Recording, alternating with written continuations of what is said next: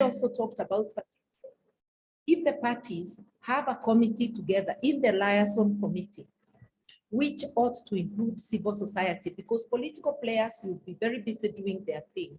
So if you have civil society at the national level, at the county level, at the ward level, at the polling station level, swift action is necessary. But remember also, there are anonymous people who will come up with hate speech on digital space. So we also need, just like we have seen them making committees on court users in preparation for the elections, how about having a committee on digital space where there are specialized prosecutors and investigators for the digital space during elections, because we need very, very swift action.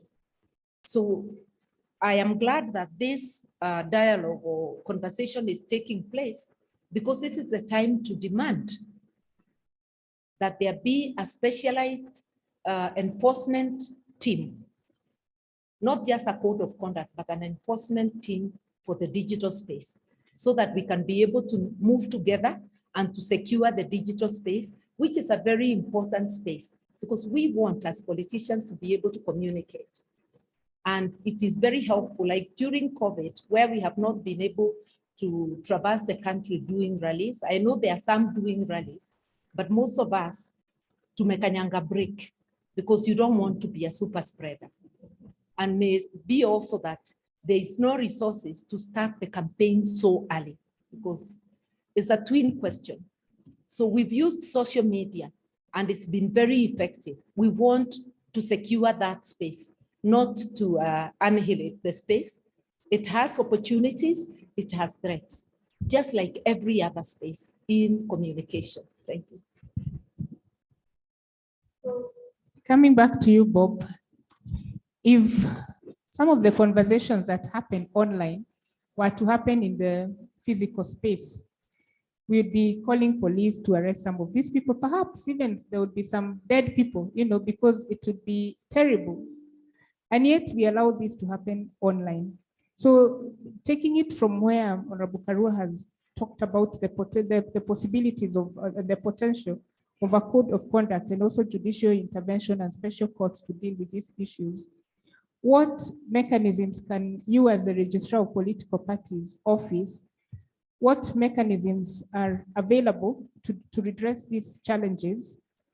And especially because we have seen, and we see it often, where a person jumps from one political party and maybe the other political parties, they've been quite hostile online, and yet we quickly register this. Is debarring or failure to register some of these leaders, some of the options available, and what beyond the law, what else is available? Because as we've heard, in our case, the problem is not usually the law, it's the enforcement. Okay, thank you very much for that question. I think as the Registrar of Political Parties, what we're trying to do is to maybe educate political parties to make their mechanisms easier to implement. If you look at, for example, the party constitutions, it's somehow a very stringent process of demeaning a person or kicking out a member who is not behaving in accordance to the constitution of that political party. And what we're trying to do is to educate political parties, and where possible, guide in the political parties. If there's a need to kick out a person who is deemed to be maybe advocating for the interest of another party, we do educate political parties. We have many forums where we sit with political parties and educate them. We also have a department that is designated for compliance, so that we are frequently going through the party constitutions with the parties involved, so that should there be need to review their constitutions, they're able to do that, and we guide them very well. Internet penetration is quite high in Kenya. It's about 40% of usage or internet penetration. And you find there are so many people accessing internet and doing all sorts of things, posting messages that are not verified, and so on and so forth. And it's a very difficult sector to regulate. It is very difficult to regulate the social media. And you see, for example, what happened in the US, where an account was deactivated, to avoid incitements. And I think we should get to a point where even the owners of the social medias, the Twitter, the Facebook, are able to embrace and collaborate with the government institutions so that there's artificial intelligence at a high level. That if there's a certain indexes reached, maybe we can have that kind of regulations reached at where maybe account is deactivated on some certain measures are taken. But the law as it is, and the current position that we are at, and also in consideration of the free speeches, it's quite difficult to have that in force. But as the Office of Registrar of Political Parties, we are collaborating with the institutions, we are educating them, we are reviewing the constitutions where they are not able maybe to succeed in performing a certain function. We are sitting with them and telling them, if you are to do this, we guide them. If there's an aspect of kicking out a member, we guide them and tell them, this is how it's supposed to be done in accordance with the constitutions of that political party and also in cognizant of the existing legal frameworks. Thank you. And we'll come back to how we can then monitor compliance with the digital code of conduct. Mule, earlier on, you talked about democracy on the decline, and the right to access information, freedom of expression is enshrined in our constitution. And yet we have also seen that at times it may be necessary to either deactivate accounts or block accounts or report accounts. How do we draw the line in dealing with hate speech while addressing the issues of inciting violence?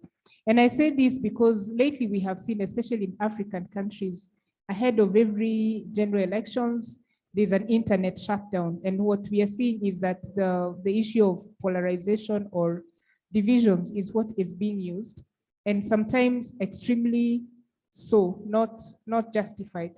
So especially as civil society organizations, how do we advocate for regular, the control of the online space while making sure that we are not giving room for abuse of the right to access information or freedom of expression or media freedom? Well, let me go back to a point that Honorable Mother Karua made in terms of enforcement, because that is one of, if there are a number of elephants in the room, that's one of them, in terms of how do we ensure that there's compliance, there's enforcement of whatever regulations are put in place.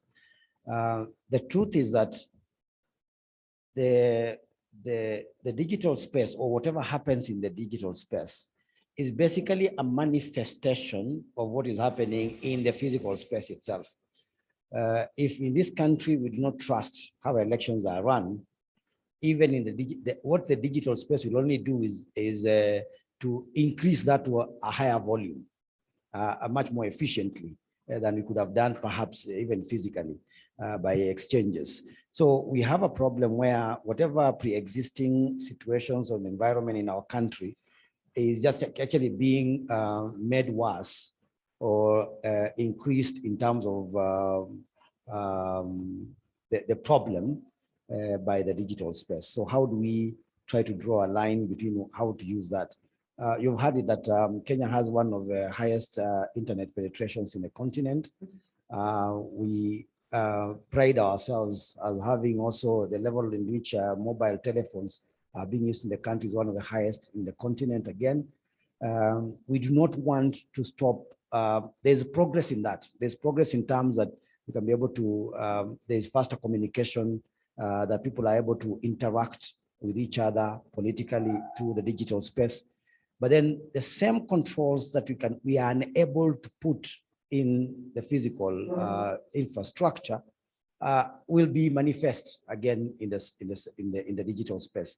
So I think we need to call for, from a civil society point of view, there is a lot of work which needs to be done in terms of advocacy, in terms of sensitization, so that Kenyans are able to understand what is negative, what should not be supported, what should not be perpetuated. We expect the government on its part and the EMB, if it is running an election, to ensure that beyond the code of conduct, beyond the laws that they are putting in place, that there is action, that there is enforcement. So if you're not putting very hard and straight and tight regimes which we can be able to enforce, then the problem will persist. And I think the proportion of it will only increase over time. So I think I keep saying that from where I see it, it's a question of the concert of a number of actors, not just the civil society. Civil society will sensitize, will advocate, but the government must do its job. The EMB and EMBs, because it is not just the IEBC alone, we have the Office of the Registrar of Political Parties. We have Parliament. It plays a role in terms of ensuring that that space is secured. The elections belong to the people. The people must be protected from harmful information which is coming through. So it is not enough to say, the easier way is to shut down internet. In a country where we depend a lot, even our businesses are depending on the internet, shutdown would be very catastrophic.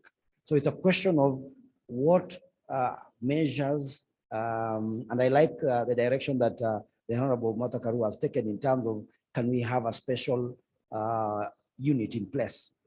The police always come up with a special unit to deal with elections.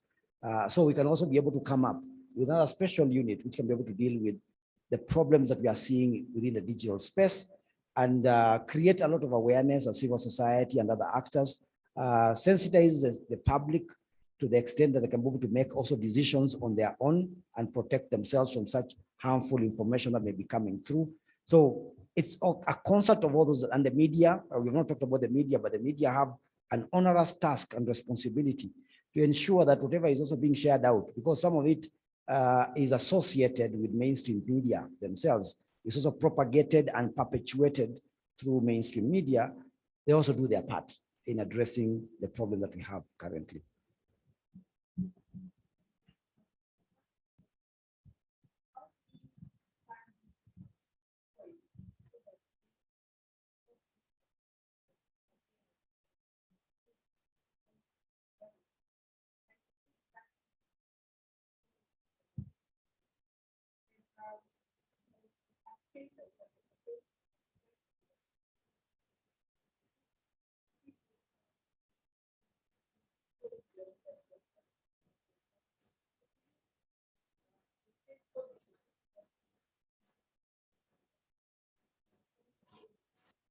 Leading the divisions, sorry. So it will take a lot of digital sensitization, which has already been mentioned, because there's a sense of digital etiquette that's not taught anywhere. I think it's a space where everyone is navigating, and it's new for everyone, and the people who seem to get a grasp of it is the young people. So they're the ones who are making the rules as they go. But also the fact that young people do not report, but they do not report because they've not been informed to report. Sometimes you see posts that you can see and tell that this thing is not right, it's not going the right direction, but people don't take that extra step to click on the little dots on the side or the tabs on the side, depending on the app you're on, to actually report the issue. And then I think that's also a gap that's missing, that young people can be at the forefront of this, so that when they see that sort of information, it's taken down or removed or censored as soon as possible without it being shared and spread. But another thing when it comes to monitoring is the fact that a lot of these large companies they're not in Africa. I mean, when you talk about the Facebooks, they have a few representatives within the offices in Africa. So Kenya office maybe has 3-4 people. And when we're talking about hate speech, it's not in English. You know, there are nicknames for people, you know, that, yeah, it's in our other languages, or Kiswahili, utafinywa, you know, like, so these terminologies, they're not in English. So because they're not in English, it's very hard for them to set up these monitoring mechanisms to be able to flag that this is a word that shouldn't be spreading and growing. And so there's a lot of work in that area that's needed to be able to identify what these terms are early, and, you know, say that these are terms that are being connected to people and it's a dangerous trajectory, and people being able to now, Kenyans, it has to be Kenyans who are behind these platforms, who understand these spaces, to flag them. But also another concern is young people not being able to differentiate the truth from a deep fake. The fact that there are now a lot of images and videos that are coming out and they're photoshopped, but it's even better than Photoshop. I mean, it's videos that now it's visual and it looks like someone is doing something and they are not. And then how do you tell, you know, youth to, you know, flag something that looks so real? And these are some of the things that is a concern for me, because especially as we transition, a lot of this information on how to create a deep fake is open source. So people are able to just go and collect this information and create deep fakes. There's no regulations as to how that can be used or whether it is dangerous or not. And that is going to be a problem in the future for young people, but also them being able to utilize their platforms for good. And I think I saw this one most recently where, you know, a young lady was being trolled over the weekend, and people started to use their platforms to defend her and protect her, and, you know, ask people to tone down on the trolling and, you know, to leave her alone. If we see more of that, rather than people seeing this happening and letting it be, that's also an avenue that youth can be at the forefront. But also, as we transition from looking at mainstream media as a resource for information, because youth are sort of moving away from mainstream, and mainstream is trying to work really hard to go into digital with their digital online articles, or even them, you know, having clips of interviews in less than 1 minute or a minute and a half. It's because they realize that the youth are moving away from them. And so I think it's going to be a huge challenge for these institutions that are supposed to be sharing the real information to actually connect with the youth. They're going to have to find creative ways to still be able to grasp their attention, because they're competing with individuals who have now become media houses in themselves, and competing with individuals who now create news, and they're not really coming from a place of research and fact. Thank you. As we approach the tail end, I'm going to request my panelists to respond to the next questions and give us their last thoughts as well, so that we can close the session on time. So now I'll start with you, Bob. You did talk about the code of conduct, the possibilities, but how would we be able to legitimize this code of conduct? How do we ensure that political parties, one, accept these, deem it as being legitimate, and abide by any decisions that would be made arising from the code of conduct? And as you do so, also just give us your last thoughts on this emerging space, the digital space, and what it means for the next elections as quickly as possible. Okay, thank you very much. I'll take a very short time as requested.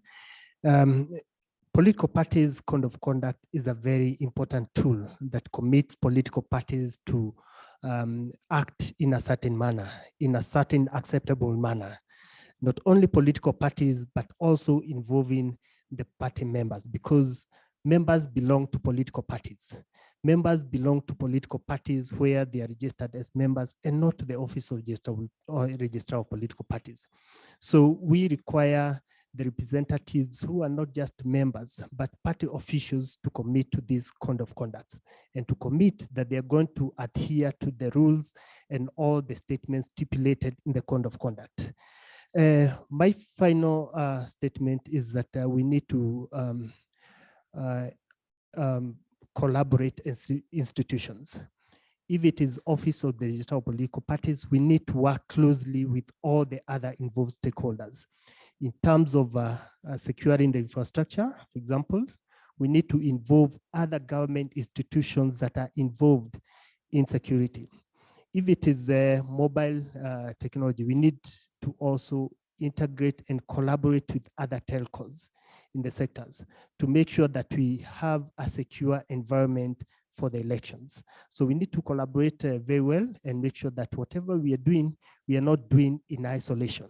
We are involving political parties, we are involving IBC, we are involving civil societies, we are involving government security agencies and all the other agencies, because it would be very unfortunate if we repeated the same situations and the same mistakes that have gotten us into various situations and circumstances that we found ourselves in our previous elections. Thank you. Honorable Karua, how do we hold leaders accountable to what they would sign up? And how do we use this space to enhance and strengthen public trust in the democratic space and democratic process, as you give your closing thoughts? I think I've already alluded to enforcement being key, but we have to be very careful. Enforcement can equal censorship. It can give the opportunity to censor. Participation of the stakeholders is key to avoid that, so that whatever enforcement is there, whatever is agreed upon is in a participatory approach. And I've already given the option, thoughts on how that can be achieved by having an all-inclusive committee that cascades from the national level to the county to the polling station. And this can be enhanced. That's why this conversation is so important. And I would also like to say that we must see digital space as an equalizer in some ways. It enables swift and very wide communication at a very minimal cost. So if I can't hold a rally, I can hold it digitally. So it's really a space we must safeguard, and having a code of regulations and enforcement brought about in a participatory manner is key. And I'm also suggesting a fact checker group, just like we have Hello for monitoring the elections. How about either the media or civil society having a fact checker group? I saw in the American elections, a past, always fact checker. Even here we have fact checker. But in elections, the media houses may be overwhelmed. How about us thinking about a fact checker group that always keeps the public aware, and that will help us mitigate the dangers of deliberate harmful misinformation and hate speech. The question was asked, how do we legitimize the code of conduct? For me, participation in accordance with the Constitution equals legitimacy, not cosmetic participation, meaningful participation by the stakeholders.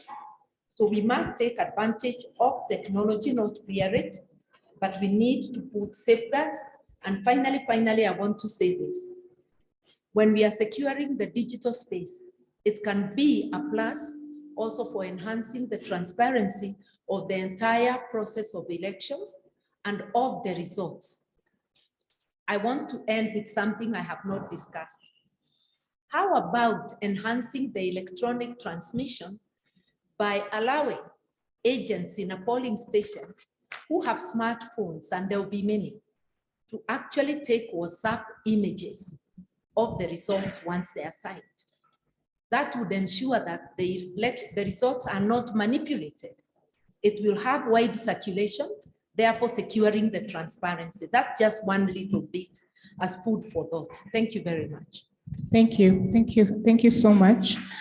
Mule, as you give your closing thoughts, there's one group of people that we have not spoken about, and that is the citizens. because they are not scot-free from this conversation. What do they need to do, and how do we build trust as you close? Yeah. Well, in 2 minutes. Well, for citizens, is a question of awareness creation, basically, because citizens are very wise in their own ways. If we have enough awareness creation, they are able to choose between the things which ought to work for them and the ones which don't work for them. It's a question of telling people, this is where we are. I think the digital space and the threats which are coming from it may constitute the biggest problem for the coming elections. And we need to protect the people when it comes to this particular process. So awareness, voter education, citizen and civic education around that space will do wonders. Nerima, last words to young people. To name and shame. We can see the individuals who are doing these things, not to sit quiet about it and watching it happen. If one is shamed, then it will make the others shy off. Okay, all right. Thank you. Thank you so much. And before we close, any additional thoughts or questions from the floor? Make it quick and let us know who your questions are directed to so that we can respond. And I'm not sure if Alphonse is still here on the issue of, yeah, so I thought you could also give a quick remark on this fact-checking conversation that you're having and what the media needs to do and which I know you're already doing. Thank you. Thank you. My name is Kathy from Code for Africa. We are a fact-checking organization and we also do verification. So Nerima, we are there. And I'd like to just appreciate Honorable Karua's thoughts. I think we are there, we are doing what we need to do. And my question actually comes to you, being experienced in this place. Do you think political actors should continue being allowed to run their own unchecked newsrooms because they are propagating a lot of misinformation? That's where we get our bread and butter. But should that be allowed to continue? Or do you think there should be legislation barring them from running their newsrooms to curb misinformation? I think that we must allow people to run their own sort of shadow media houses, but the regulations should cover that so that you take responsibility for anything that is harmful coming from your station.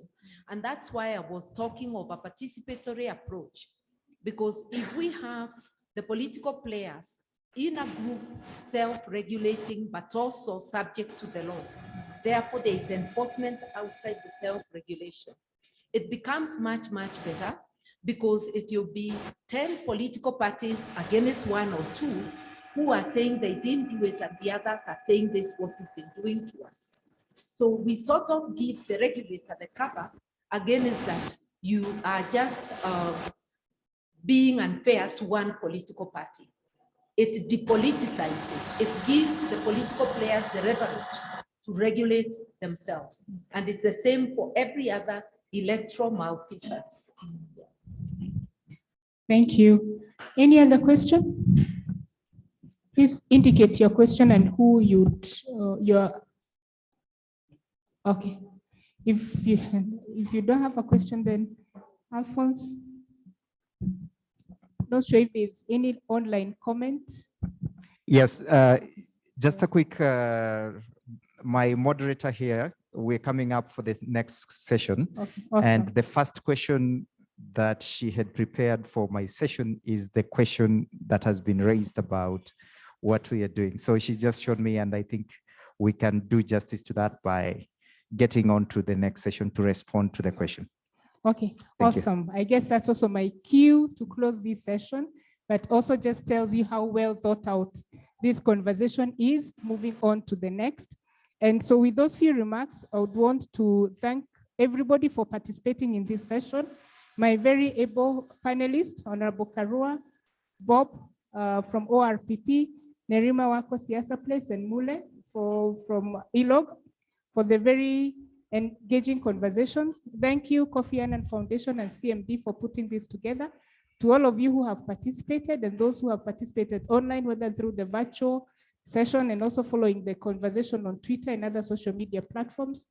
We thank you and we request that you stay on for the next panel, as you've had fact-checking and relevant conversation happening shortly after this.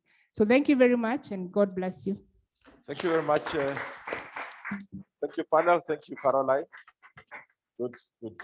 And thank you for the online audience. Apologies for the hiccups at the beginning. We were unable to get to you with our audio, but at least now we are together. So the next panel that is coming up is moderated by Catherine Gisheru, that contains quite a good team from National Democratic Institute, Africa Check, the National Electoral, the Institute for National Electoral in Mexico, and the IFES, 2 panelists virtually and 2 in person here. So let us take a quick health break again for about 10 minutes as we set up the next panel. Please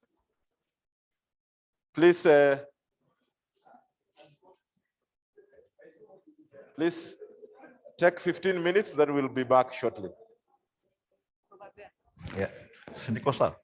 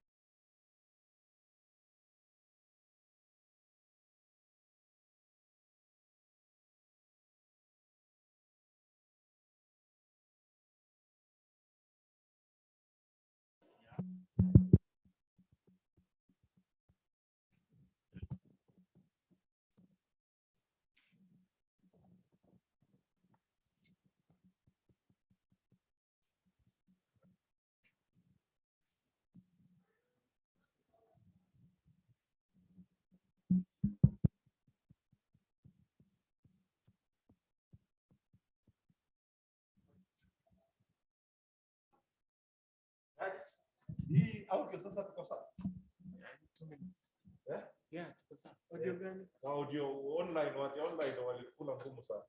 Online, so sana tekeleza.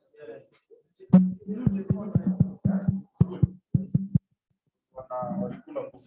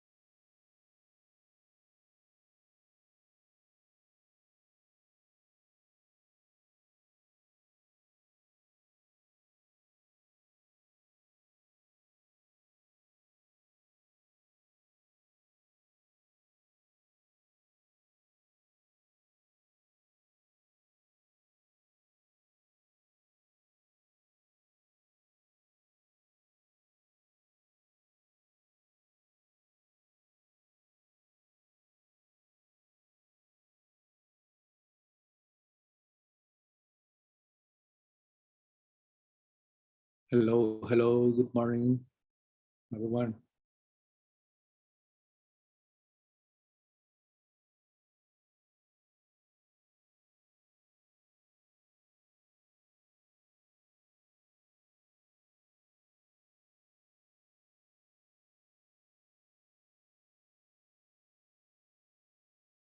Hello, Lisa. Hello, pleasure to be with you.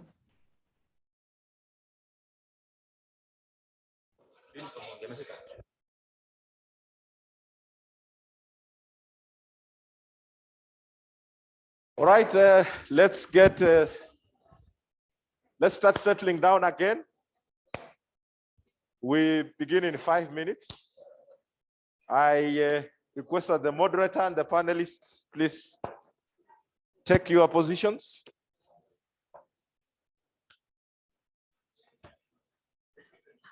Online. Hello. Okay, Lisa. Right, please let's settle down. Let's settle down. Sorry.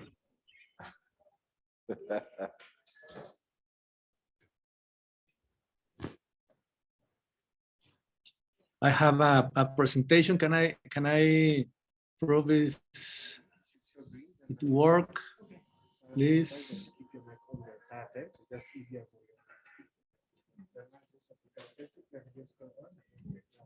Hi. I am. Can you hear me? No, hello. Oh, please. No. Hello. I don't want to swallow it. There you go. Okay. Thank you. All right. Sorry, just like right up to. Yes, you were good.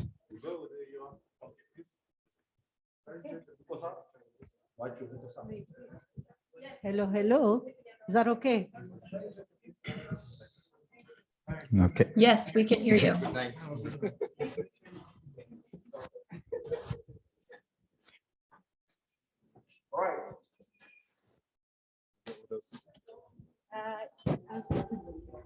As long as she sits in. Good.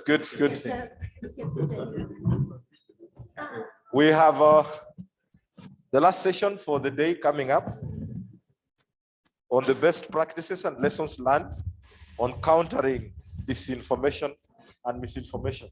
Quite a packed one. Alphonse Shiundu from Africa Check, Dennis Omondi from NDI, and I think we have two other panelists that are joining us online, and they are already here with us. So quickly over to you, Catherine. Please take it down. Thank you.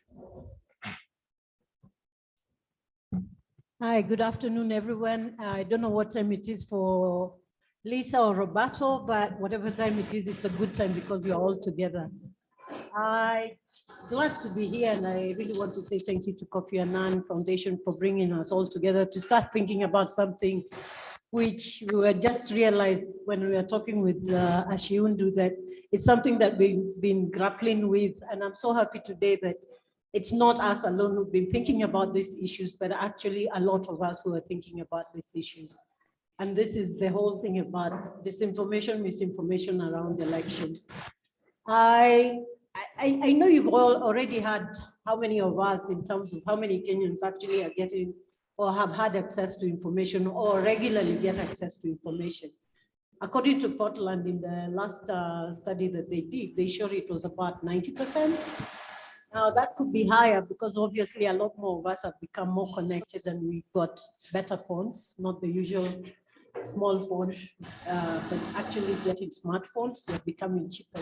So that means the number of people who are actually accessing or receiving or engaging or encountering misinformation is on the rise.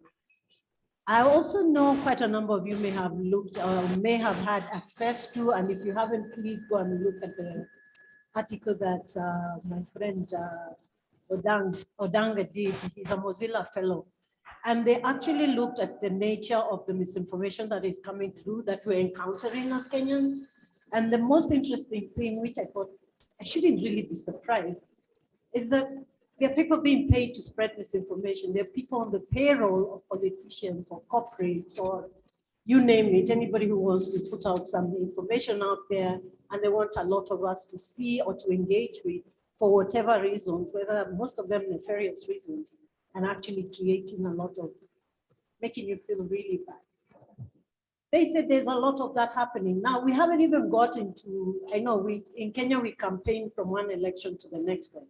We never stop campaigning. I don't think we stopped campaigning since 2017. But in the lead up, in the last few months, between, I think from the handshake, I bet.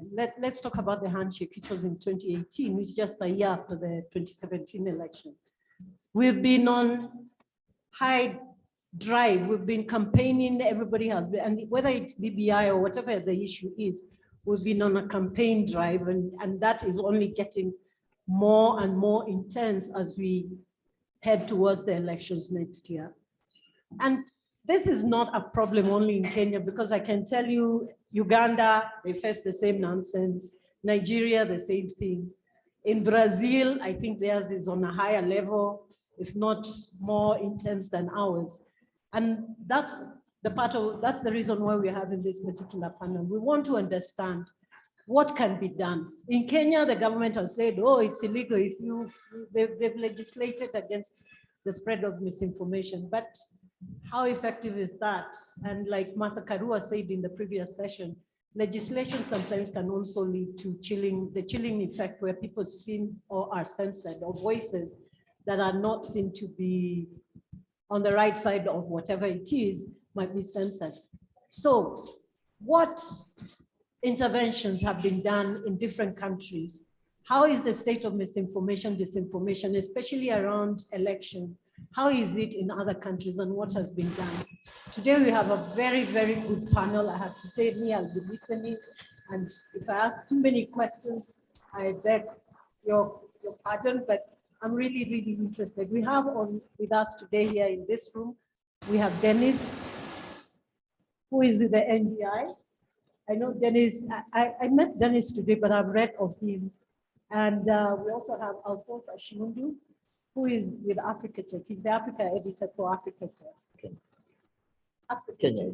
Kenya editor. Oh, sorry. I keep on calling you the Africa editor because I think you're bigger than Kenya. Anyway, he's the Kenya editor for Africa Tech. And online we have, I will try not to mispronounce his name. We have, let me read the bottom. It's a very interesting whatever. His name is Roberto Cadiel. I hope I've not mispronounced it. He's the executive director of the Electoral Training and Civic Education, the National Electoral Institute of Mexico. And he's the head of the directorate where he leads the implementation and of strategy for the integration of polling stations, as well as the electoral training project, essentially civic education for polling station officials. He is also, and this is why I'm really, really excited he's on the panel. He was he played a key role in an initiative which was really successful in countering election misinformation and disinformation in Mexico. It was known as Verificado, and it was really so successful, and it's a beautiful collaboration. I call it beautiful because in my head, I imagine, oh, why can't we do this? We should be able to do this. And the reason we're having him here today, he may not be here with us physically, but he's with us virtually, is to tell us how did they do it? How did it work? Why did it work? Why did it not work in some aspects? If there are any aspects it did work. And then of course we have also Lisa Rappel.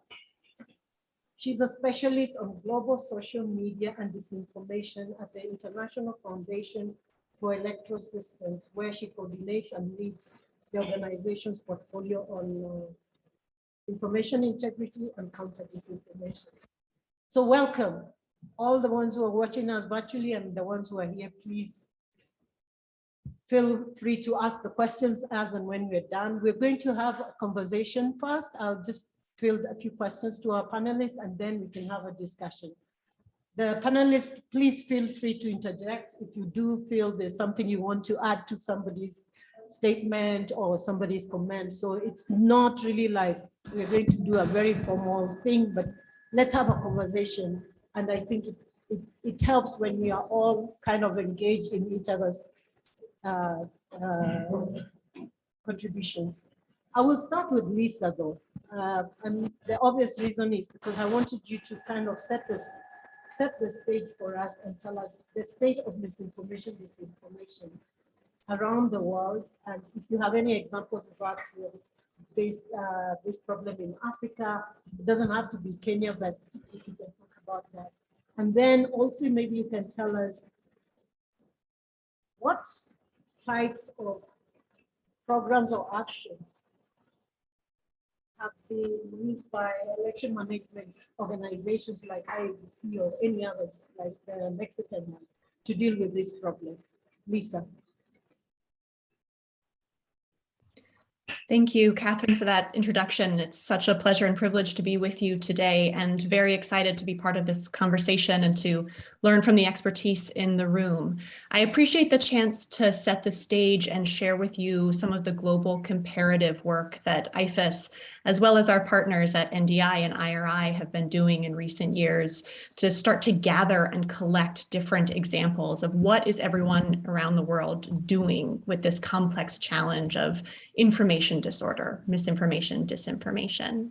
So IFES, along with our partners IRI and NDI, engaged in a 2-year research effort to collect and aggregate different interventions from around the world. And we compiled them into an online guidebook called counteringdisinformation.org. And I just wanted to start the global perspective almost with a perspective of hope in some ways, because you can start to see all of the different things that are being tried around the globe. And we are now at a perspective several years out from the initial complete concern about this issue to start to measure and understand what are people doing and what seems to be working and promising that we can replicate, of course, making sure that it's appropriate for the context in which these interventions are needed. So the Countering Disinformation Guidebook has a few different ways to navigate it, but if you go to the topic section, the guide's organized into 9 thematic chapters. So you can see what are all sorts of civil society interventions, what are election monitors doing, what are political parties doing? And Catherine, you asked specifically about some approaches from election management bodies like the IABC. And this has a whole chapter in the guidebook as well. So all of these chapters, when you enter them, have a quick overview that tells you everything that's in the chapter, but it's designed to navigate you directly to the information that you're most interested in. So for example, if you want to find out about codes of conduct, which I know was a topic in particular on the agenda this morning, there's actually a section where you can look at global comparative examples of codes of conduct around online conduct for political contestants. So when we look at what election management bodies are doing, and I'm very excited that Roberto's on this panel because INE and Mexico are great examples of work that election management bodies are doing. We have many different possibilities of things that can be done. Proactive responses in terms of how election management bodies are using digital strategy and strategic communication, crisis communication protocols to make sure that when problematic information emerges, election management bodies have clear institutional procedures in place about how they'll address that information. And then we have reactive approaches, different types of monitoring for compliance, social listening efforts, some very complex and resource-intense examples of disinformation complaints, referral and adjudication processes to try and take action on different content. And then we have a whole lot of examples of what does collaboration look like. And Catherine, I thought your opening remarks about verificado, this beauty of collaboration, is really an interesting case to start to look at. How are different election management bodies working with civil society? How are they working with the social media and technology companies? Because oftentimes the election management body is a good central hub to be negotiating with the technology companies. How they're coordinating with other states to be sharing information or at least years of responsibility, and also examples of different peer-to-peer exchange. So there's a lot more that I could cover in the guidebook. I do want to note that the guidebook also allows you to look at interventions. So say you want to just say, I want to do media literacy. What are some examples examples around of other people doing media literacy, and you can see all of these different examples to gain inspiration, to potentially find different partners to reach out to. And then you can also search. Lisa, let me ask, Lisa, I will say, yes. Just a quick question, Lisa. I mean, this is really fantastic. But what I'm wondering, how many, for example, election management bodies in the continent are actually applying this, and what has worked and what hasn't worked? Because like you mentioned, the database is there and all these interventions are there. How much of what you've studied or how much of the content that you've collected actually may be reflective of what has happened within the continent? And what can we learn from that? What can Kenyans learn from that? Or what can we take away from what you found out and what you're doing? Because I love the fact that you actually have the terms when it comes to media literacy and all the rest. But what can we take away, like at the end of this conversation, what can we take away from these contributions? And maybe you can respond to that before I go to Dennis, because I want him to set the scene for us, because I know he's been working within the election space for the longest time. So maybe you can kind of tell us what is available in terms of what can we go in and start using at the moment, and what can we learn from what others have done. Thank you. Right. Well, I'm also interested to pass it to my panelists and perhaps loop back on that, hearing those in the room focus in on the Kenya example to know what might be most useful. Some really strong examples from the continent. Nigeria's Strategic Communication and Communication Department are covered in the Guidebook to some degree, or to some significant degree. So I don't want to get us too off track. I'd love to learn and have the Kenya experts in the room focus us, and perhaps hop back if that makes the most sense, Catherine. Okay, thank you very much, Lisa. Thank you very much, Lisa. I will come back to you. I know we can continue because I'm really interested in that particular, your dashboard is really, really interesting. And I can assure you, we are going to start looking at it immediately after this. Dennis, maybe you can just kind of a little bit about NDI and what exactly you're looking to be doing, especially when it comes to disinformation and misinformation around the elections. I know you've been working in that space. So maybe you can tell us what are some of the things, what are some of the initiatives that you think exist in Kenya, and how are they working, or what do we need to do to be able to make it be responsive to the challenges that we already see with misinformation around elections, not just the, plus everything else. Thank you. Let me start by saying, I'm the country director for NDI Kenya.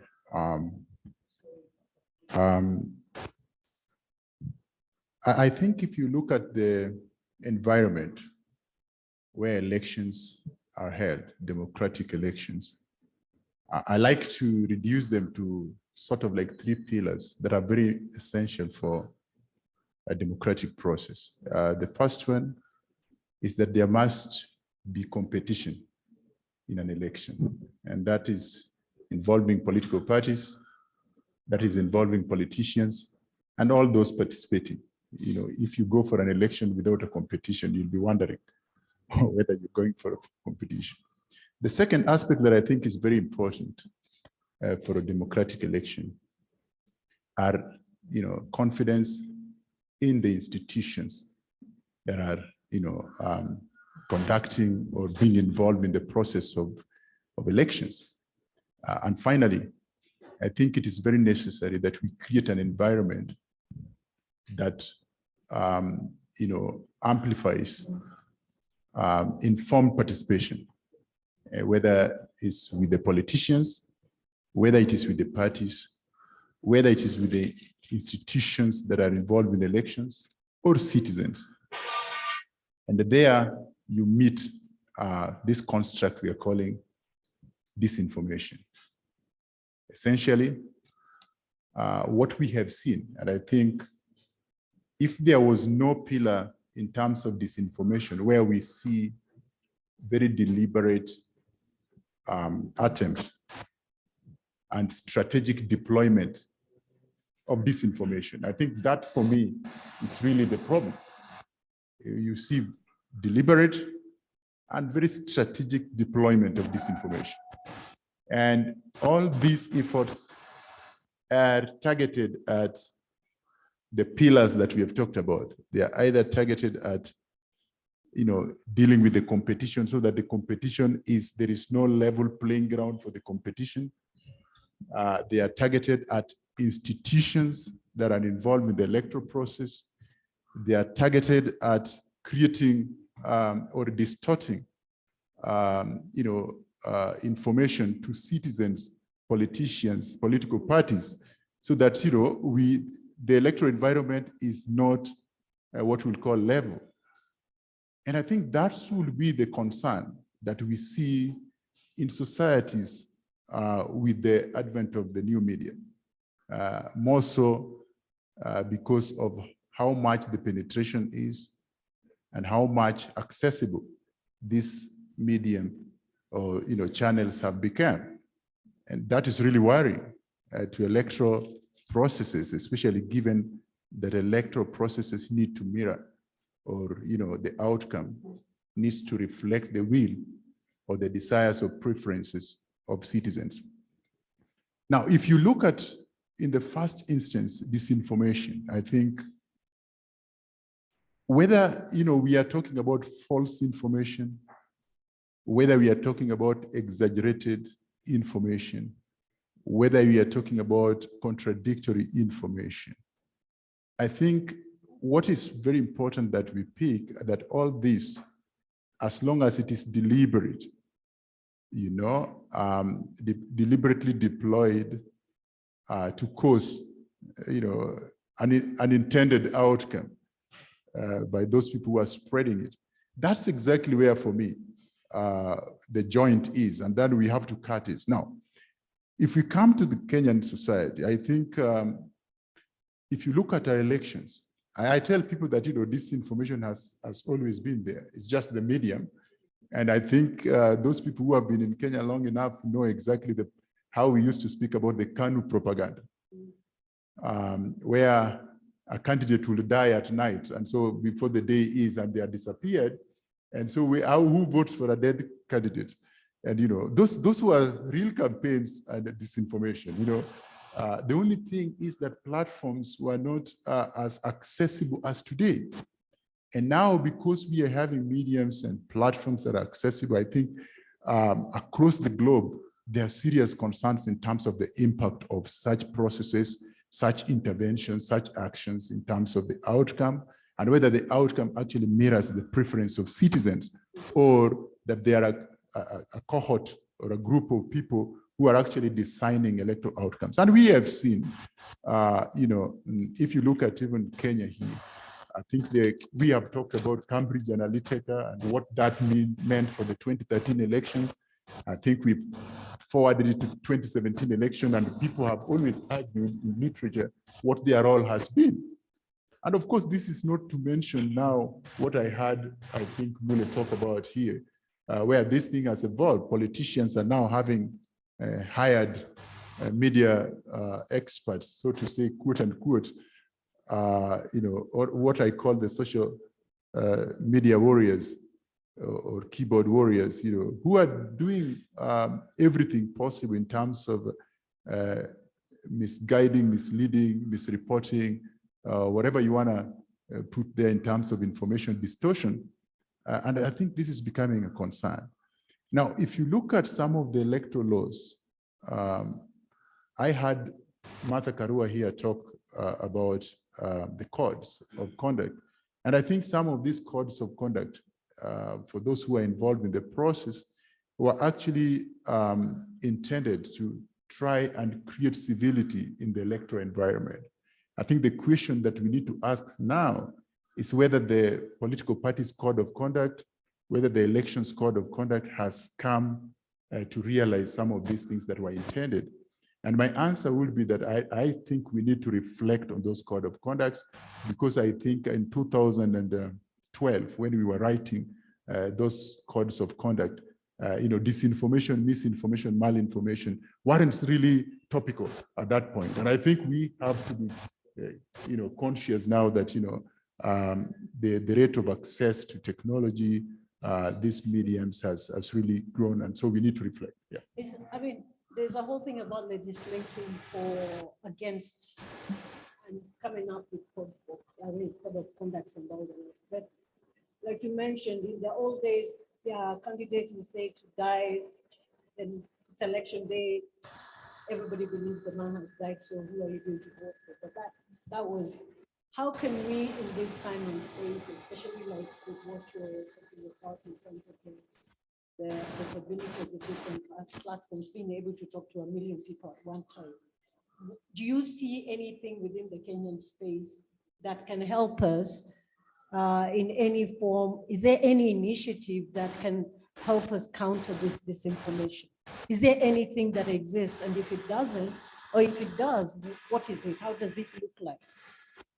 Yeah, I think there are a number of attempts to, first, there is recognition that disinformation is a problem for elections in Kenya. And I think for me, that's a good starting point. So that even having this conversation, you're talking about the electoral management body, you're talking about the office of the registrar of political parties, you're talking with parties, there is recognition that this is a problem. The second aspect is, I have seen coalitions of civil society organizations, Designed for Democracy coalitions, are actually coming up in the sector. There is, Mule was here, he's talked about the election monitoring efforts. And we have talked, in terms of the election monitoring effort, the new area that is actually coming up is the media monitoring, which is really targeting the traditional media, is targeting the modern media, and perhaps just monitoring and seeing exactly the challenges that are really coming up. I think the big issue for me is the engagement with the platforms, the social media platforms, and how varied the language, which I think one of the panelists alluded to, developing lexicons that are actually country specific. And even country, even here, if you still develop lexicons and use Swahili, it's not really going to work. You still need to get it down to Kikamba, you need to get it down. And I think it's a challenge, it's a true challenge that all of us have to be cognizant about and actually try to do something. And I like what Martha Karua stated here. And it's amazing, Martha Karua always has a very different perspective than political class. I can tell you what she said here is not what many politicians would say, because she wants to be accountable to an extent, and that's really what we need. I think we have to be very deliberate in terms of creating self-regulation among the political class and among the political parties, and then decentralize that self-regulation so that it reaches where then those, the users of those terminologies are equally shared among the populace at that level. Because that's one of the challenges. With IRI, I think, and IFS, I think we're in, talking about lexicons and how challenging it has been for the platforms in terms of even trying to standardize content takedowns, because these languages are not standardized. Okay, I think for me, the challenge, the media monitoring and all the rest is fantastic. But one of the things which has come to bear, and which I think all the panelists in the previous panel and even you have alluded to, is the fact that people are sharing this information because they don't know any better. And the structures that need to be helping us to kind of counter that information do not exist. From what you're saying, we are at the beginning of acknowledging it is a problem and trying to put in place structures that can help us now counter it. Maybe we can hear from Alphonse, because he's been working in I call it the fact-checking, front line of fact-checking, trying to get us to be media literate, at least be literate when it comes to understanding what it is what you're consuming on the media. And you've been at it for the last 2, 3, 5 years now, almost 5 years. And what do you think, what in your opinion do you think we can do, not only as fact, because the problem is you have fact checkers here, then you have NDI here, and you have ELOG over there. And my thing is all the stuff that all of us are doing in our own different spaces are all trying to address one problem. What do you think fact-checking initiatives like Africa Check can contribute to what he's talking about, which is not other than just media monitoring, and what Lisa has alluded to, and what I hope Roberto will tell us about, which is how can we all come together to do this kind of countermeasure to deal with disinformation and misinformation around elections? Because I know you're going to, so for starters, just tell us, when it comes to fact-checking elections, specifically, let's talk about fact-checking elections because the rest of it is humongously huge. But let's look at fact-checking. What are some of those challenges and what do you think we can do as fact-checking initiatives to contribute to this changing the ecosystem so that we stop having this madness of 110 warriors at the keyboard and only one Ashiundu to try and counter that madness they are producing? Thank you very much for raising that. It's exactly what we have been working on. The first time we got into fact-checking the Kenyan elections was in 2017. And from that, we picked up lessons because it was the first time, I think in January of that year, when we saw the first fake front page in Kenya. And nowadays, fake fabricated front pages are something that keep going around every year. It was also during that election that for the first time we saw faked videos or manipulated or doctored videos of foreign media houses. So it was the BBC and CNN. But the sophistication in that is that the videos were not being posted on Facebook. They were being circulated in WhatsApp groups that had diplomats in them. They were not being circulated everywhere. So it was shaping opinion outside places where fact checkers are.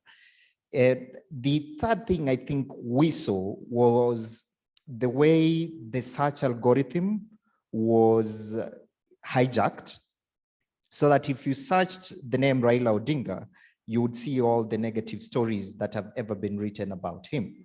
But if you search the name Uhuru Kenyatta, you will see everything he has done to make the economy better. So that rigging, it's a rigging of the search algorithm, and I would say buying AdWords and using them in a different way on Google. Those were some of the things that we are seeing. Now, what did we do then, and will it work now? So back then we spoke, for example, the rigging of the search algorithm, it's something we spoke about. And we spoke about it at different fora. And I remember when it was raised in the National Elections Conference at the KICC, the following day, people from Google were there. And the following day, they corrected that anomaly immediately. So that was good. What we have learned is that we need to collaborate.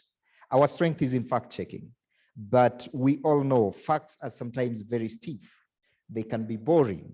Politicians know that for them to campaign, they have to tell a good story. They have to appeal to our emotion. So when you are competing with facts, we are likely to come second. So we have to think about a way to distribute fact checks in a way that it emotionally appeals to the people who are reading it. We are not trying to misinform them, but we are giving them information in a way that they can chew, in a way that they can understand. The other thing we've been doing since then with Google and with the Meta, previously Facebook, is that we are emphasizing on the power of using their technology. So with right now, we are in the process of developing an artificial intelligence tool that then helps us pick claims as they are made.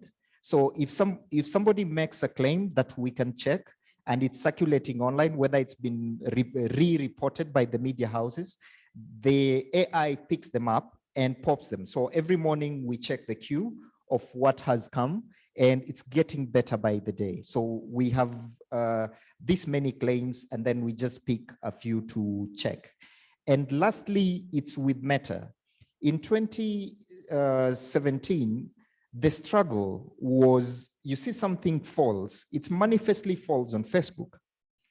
You really want it removed because it's misleading a lot of people, it's being shared a lot, and you want it off the platform. But then there is a question where you have to think, would I be censoring free speech if I got it down? And Meta took the position that, you guys, we are not in the business of taking it down. The best they can do then was they would label it as either false or misleading or all that, and inform people. So a lot of that misinformation would circulate. And since then, Meta made a decision where they said we do not fact check politicians on the platform. So if a politician defined as a sitting politician or a political candidate makes a false claim on Facebook, it's off limits to fact checkers on the platform. But we can check it on our platforms and then inform people that it is false. So going forward, I think the best we can do is to step up our collaboration. And this time, it's not just about fact checkers collaborating on, say, distribution of fact checks or doing the fact checks themselves, but it's also about collaborating on the media literacy initiatives that we are doing.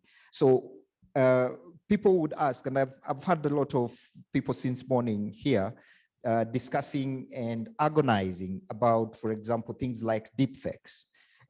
So algorithms and tools and software is becoming more sophisticated.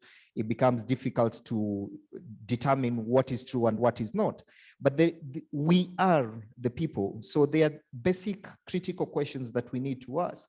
So if you see something online, we usually tell people, you just ask 3 questions. How do I know that this is true? Can I get independent proof on my own that it's actually true? And then before they share, they have to reflect on it. Do they really have to share it if they don't have proof? So those 3 lessons, every time we go around doing the media literacy, we tell people, if you don't get anything out of this, just remember to ask those questions, because everything online can be faked. And so you have to be very, very careful on that. Now, 2022 is around the corner.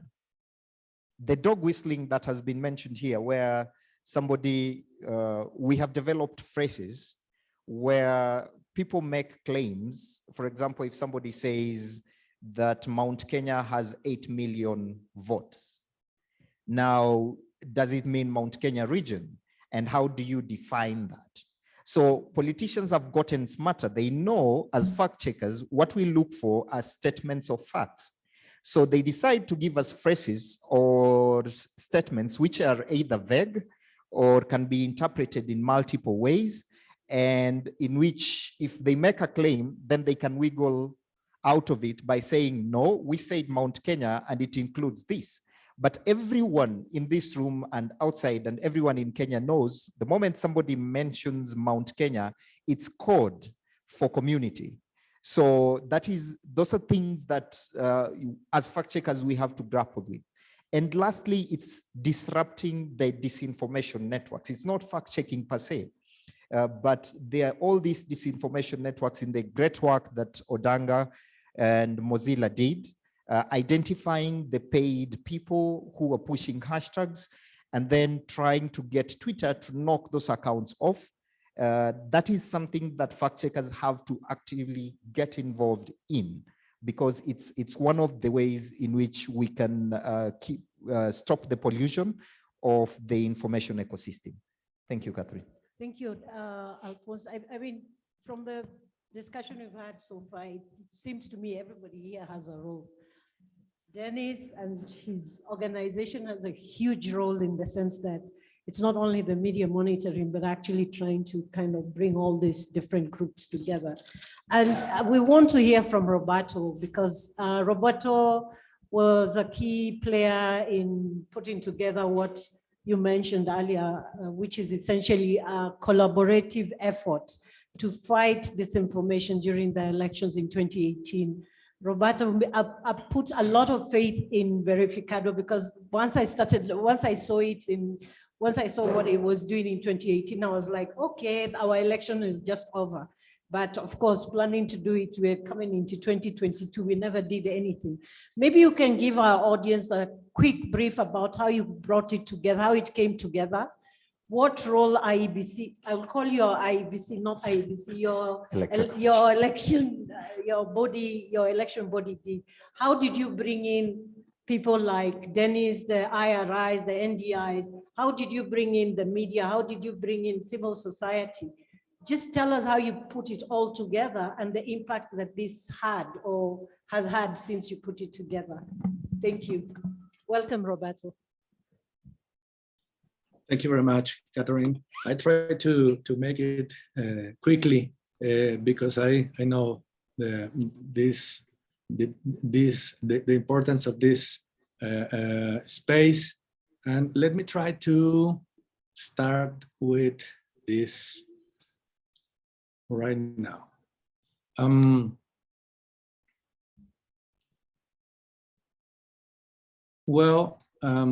You see my presentation? Yeah. Okay, right. Thank you very much. I want to start with this image. This image was spread in the social media during the 2018 Mexican election, causing great confusion regarding the security and political violence surrounding the election. Electoral processes all around the world are fertile soil to disseminate fake news and misinformation.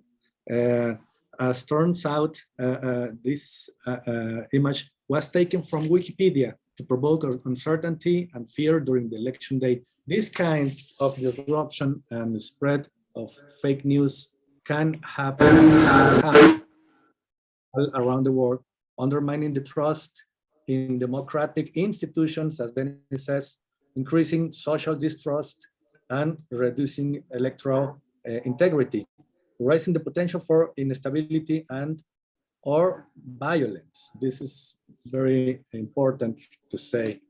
This and misinformation, just like this example, mind the people's autonomy to make decisions, and whether it's intentional or not, the spreading of this kind of inaccurate or false information prevents citizens from being able to make decisions based on certain or reliable information. This kind of risk or threats have become a component in the electoral context that is here to stay. Hence, electoral institutions must address these issues systematically and methodically. In Mexico, we've taken two theoretical reference to create an efficient approach to counter misinformation in the electoral context. The importance of public administration's communication relies on the fact that it cannot resemble communication between persons. Instead, it resides in the institution's identity with all the means it has to communicate. On the other hand, the social influences on decisions referring to social media scopes lead to information cascades, no one to reputation cascades referring to the authority or personality of the person that communicates certain information, such as the president or any other politician or head of governmental institution, and famous people too. On the right side, if we anticipate the disqualifications, these cascades can be reverted using public pedagogy. In order to address this issue, we used an institutional model of integral communication with two elements. First, dissemination campaigns with a public pedagogy approach that are related with a preventive component, and social media actions related with a corrective component in order to deny false information immediately with reliable data and evidence. The promptness of the reaction is crucial. As you know, the speed in the spread of social media, it's very fast. On the other hand, the evidence that supports the information being conveyed, it's absolutely necessary to proper functioning of this model. For example, in Mexico, as general policy, we consider no more than 5 minutes to respond that identifies disinformation cases. The goal of this strategy is to create an explanation of relevant actions and activities surrounding elections in Mexico through a deliberate and systematic approach of pedagogy. Catherine, I want to present this model very quickly. You can see my screen right now. Yeah, we can see your screen. Okay. Thank you very much. The characteristic of this model should be transversality, immediacy, and spread of information through the same platforms, support by evidence.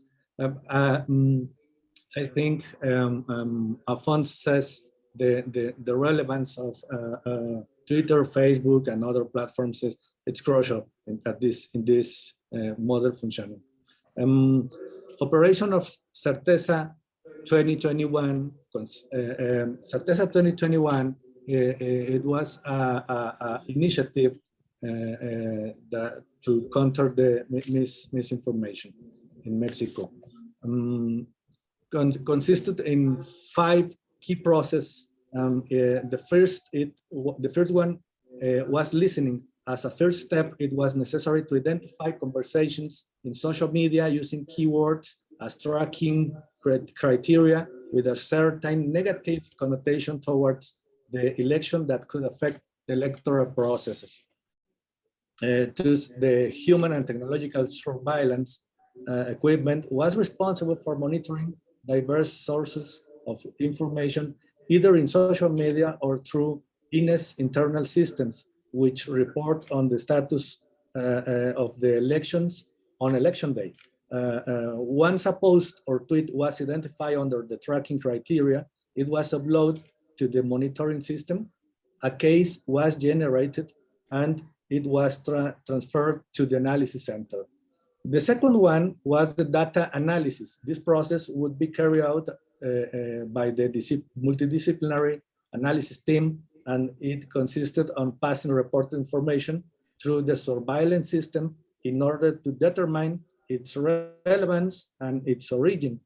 And if it's deemed important, a case would be appointed for its resolution to the field operators or to the analysis team itself. This multidisciplinary team was integrated by the highest ranking officers for immediate decision-making. A third one was verification to confirm or debunk situations exposed in social media. It was necessary to conduct a verification process of the information gathered during the listening stage. This process consisted of proving the state of the reported situation either through the field operator or directly with the analysis team, depending who possessed the evidence-backed information. The fourth one was gathering evidence. The evidence gathered was essential for dissemination of the resulting statement of the verification process. This way, each statement must have gone search and gather process to support the evidence, either from the field operators or analysis team, along with specialists in generating digital products. These digital products can be infographics, short videos, etc. The final one was dissemination to the media. Once the listening process resulted in a case, information analysis was developed, evidence was verified and integrated, and the report occurrences had been confirmed or debunked. A digital media product was generated. This product was channeled through allies for verified information sharing. Twitter, Facebook, Google, or Verificado.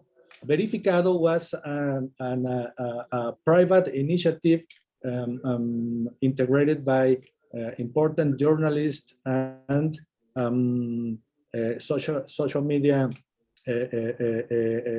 influencers in this journalist context. Likewise, were spokespersons who shared certain information in response to relevant situations.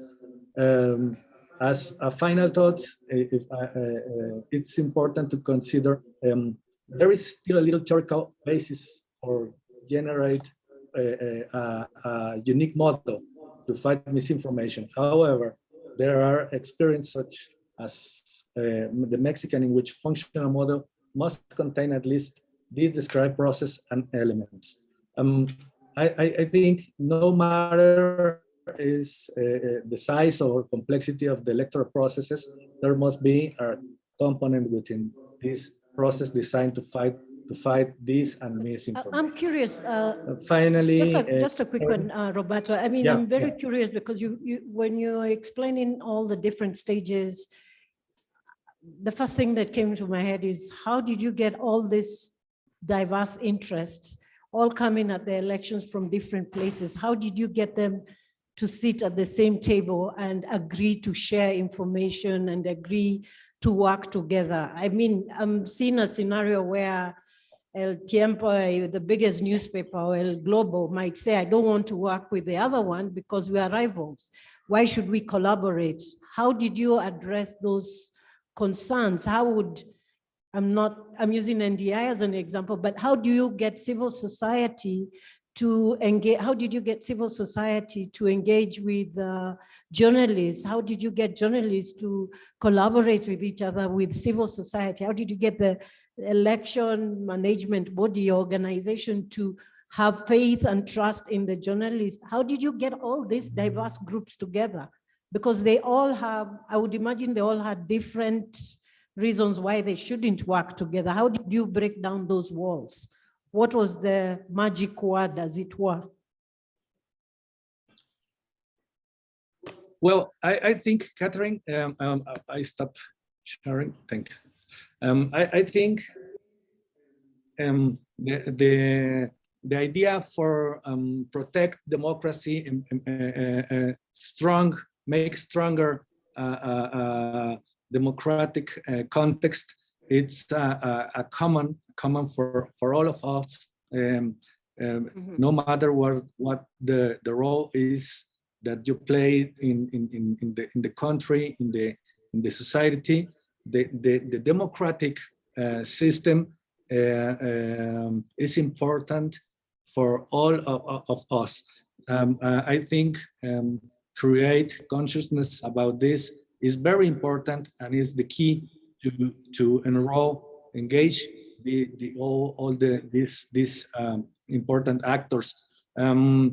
There are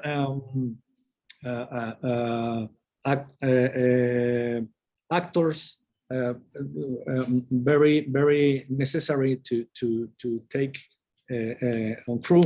For example, the electoral authorities produce the information, but we can't disseminate efficiently. Is that we need this kind of initiative like Verificado or Africa Check, for example,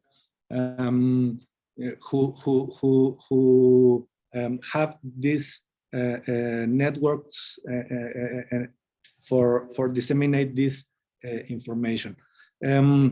I think the idea of preserve the democracy context is the most powerful tool for engage of all of these important players in the electoral process. Okay, thank you very much, Roberto. I'm going to turn back to Lisa, and I'll also ask Dennis the same question. I mean, I know you all understand about Verificado and how it was structured and how it all came together. Is it something, is Verificado, for example, an initiative that could be a response we could adopt for dealing with misinformation and disinformation in Kenya? And for you, the same thing, Lisa, what are some of the kind of, from your research, what are some of the tools, as it were, or whatever you want to call them, that we could take from your organization, or you've seen that countries can use to kind of come up with this kind of intervention measures that really have an impact? Because I think everybody is in agreement that Verificado really did have an impact on the misinformation ecosystem and I don't think they'll ever go back to not working together. So maybe you could start with you, Lisa, maybe just a short one, and then you can pick it up, Dennis, because I just want us to start thinking, what can we do at the end of this? What practical steps can we all kind of present to our audiences so that we can set their minds thinking and their brains kind of chime in and thinking, yeah, we're going to do this. Thank you. Lisa, and then Dennis. Thanks, Catherine. So a thought that was coming to me during the conversation today, certainly related to Verificado, is it's easy when we think about the challenges of misinformation and disinformation to focus on sort of reactive approaches that are attempts to remove content once it's already been posted, or mitigate the effects of misinformation and disinformation once it's already in circulation. But there's an equally important component of this, which is the effective proactive communication prior to the specific incidents of misinformation and disinformation that, for example, on the part of the IABC, or an election management body, is about sort of building transparency prior to the election, building trust prior to the election, anticipating narratives that might emerge so that you can start to have like that communication starts before the specific incidents of misinformation and disinformation. And there's a great quote I've heard from Dr. Cordova, the head of the Mexican Electoral Institute, about INE's approach, saying not just fighting bad information with reactive approaches, but fighting bad information with more information. So what I think that when it comes to collaborative approaches like Verificado, the piece that's really interesting is not just the identification of the problematic information, but also what is the strategic communication plan in practice? How are these institutes sharing information, amplifying information, and how can you start to build a coalition of more and more actors that are pushing out good information, not just reactively, but also proactively? And on the reactive side, though, I'd also like to highlight approaches that don't just focus on the issue of content or individual pieces of content. So oftentimes fact checking or content removal referrals, incredibly important, can focus on counteracting specific pieces of misinformation or disinformation. But oftentimes it's a matter of scale and this drip, drip, drip, where any individual piece of content might not be the disaster, but it's in the collective. So looking at interventions, for example, the election management body in Brazil had a memorandum of understanding with WhatsApp that allowed them to have a public reporting channel so that individuals or other entities could report instances of bulk forwarding of WhatsApp messages that were a clear violation of the terms of service of WhatsApp. So it wasn't saying, oh, this is problematic content on the platform, which is really hard to define, as we all know, but it's saying this is a behavior. Bulk forwarding is a behavior that is a violation of WhatsApp's terms of service. The TSE in Brazil negotiated a direct line with WhatsApp so they could forward those complaints and have WhatsApp take action on them more expeditiously. So that's one concrete example of focusing on the behaviors. The same, and I'll keep this quick, but when we talk about, I hear you reference these keyboard warriors, this pay for play misinformation, disinformation, which is a global trend we're certainly seeing, that when we focus on, if we look at each individual piece of content these keyboard warriors are producing, we're not going to get anywhere. The volume is huge, but the behavior that they're engaging in, this coordinated, inauthentic behavior is a violation of platform terms of services. I will say the platforms have frequently been slow to take action on removing these networks of behaviors, but that violation of a behavior versus an individual piece of content can be a way to avoid some of the concerns around freedom of expression, which are very real, and also start to look at this problem at scale as opposed to individual pieces of content. So certainly there are, like the Mozilla Fellow you mentioned, and other efforts looking at different platforms to identify these behaviors. There's best practices there to share globally that gets very technical, but is certainly possible to do. And also, if recognizing codes of conduct that are voluntary have minimal impact, but if we think about baking into those codes of conduct, not just saying, don't share misinformation and disinformation, but starting to think about what are the behaviors that we might deem to be beyond the realms of ethical campaigning, that we would start to include those behaviors in the codes of conduct, not just prohibitions against particular pieces of content. And I'll pause there and thanks, pass to Dennis. Lisa. That coming to you, Dennis. I mean, she's mentioned something which I thought was quite useful in the sense that we know the social media platforms are not likely to listen to Catherine Gicheru or Dennis, even if you're NDI, but they might, I mean, the whole thing where she's talking about like Verificado, even getting a whole mess of organizations coming together to demand certain action to be taken by social platforms. And at the same time, working on what she's mentioned about, instead of going at individual warriors, keyboard warriors, we actually kind of find ways of getting them thrown off these platforms. How do you see, if, and I'm saying a big if, not because it's not going to happen, but what would you say as NDI when it comes to responding or setting up an initiative where all of us differently, the Africa Checks of the world, the ELOGs of the world, the NDIs, coming together as a collaboration? Because I think there is a power to that kind of collaborative initiative to counter a lot of this. We are power in numbers, but we are very weak individually. And Roberto clearly pointed that out. And how would it look like in Kenya if we were to go ahead? If we were to go ahead, yeah. Thank you, Catherine. I think I come from the school of thought that, you know, the deployment of disinformation actually predates the absence of facts. If we actually had facts everywhere, then disinformation will actually be the one trying to fight for the space. Now, we know where we're coming from. And I'd like to start even from legislation. Like in this country, we have enacted Access to Information Act, yet we cannot have the information and facts out there. So we then have to be always reactive. And I think I want to dovetail where Lisa, you know, what she spoke about, because it's very interesting. We have to look at this thing from the two sides. Do we want to be proactive? Do we want to be reactive? Either side has different ways of us looking at it. And I think working with all institutions, whether the electoral management body, whether the civil society, whether the tech teams, I think we have to push information and facts out there so that at the first instance, citizens have facts. So when disinformation comes, then they are actually trying to weigh the disinformation against facts. And that then we are ahead. But unfortunately, that citizens tend to get disinformation before the facts.